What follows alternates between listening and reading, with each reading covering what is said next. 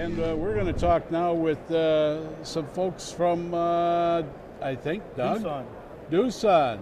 Yep. What are we talking about? Well, we're in booth number 5487. All right.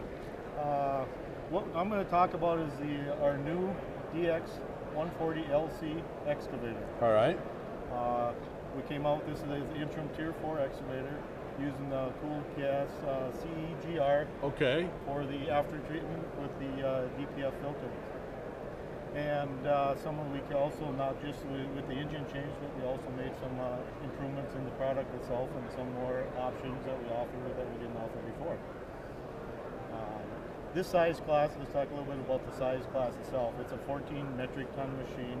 Roughly weight is about 31,000 pounds. And the width of the machine, which is nice, is like 8 foot 6 inches in width. But this size machine is typically used in applications, street repair, street paving, and so forth. So in our booth, we actually have a breaker on the machine that we're displaying. So that's another application where you put a breaker on for breaking up concrete and so forth. So it's a good 1 out of 3 machines that are sold in this class roughly go into the rental fleet of a dealer or some other kind of family-owned rental fleet. Sure, so, yeah. So where it gets rented out for a week or so, whatever the rental period is. So Right. it's a very popular rental machine.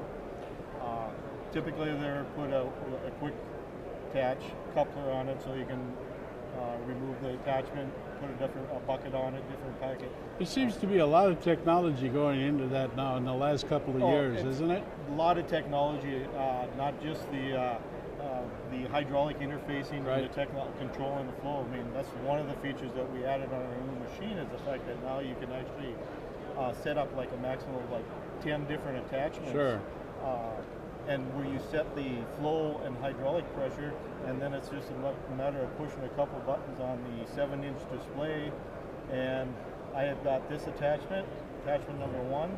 You go and switch your attachment, and it's ready to go. The hydraulic flow for the breaker or the shear, whatever you have on it. And it's ready to go. Long gone are the days where it took you a couple of hours or even a half a day of worker time to just make these changes in equipment. Yep, and to change to do it from one bucket to another bucket, it's a matter of a minute or less than a minute if you're really good at it. Well, that's technology. It takes me a couple minutes. Yeah, well, sure. Well, and you've probably done it more than the average person. Yeah.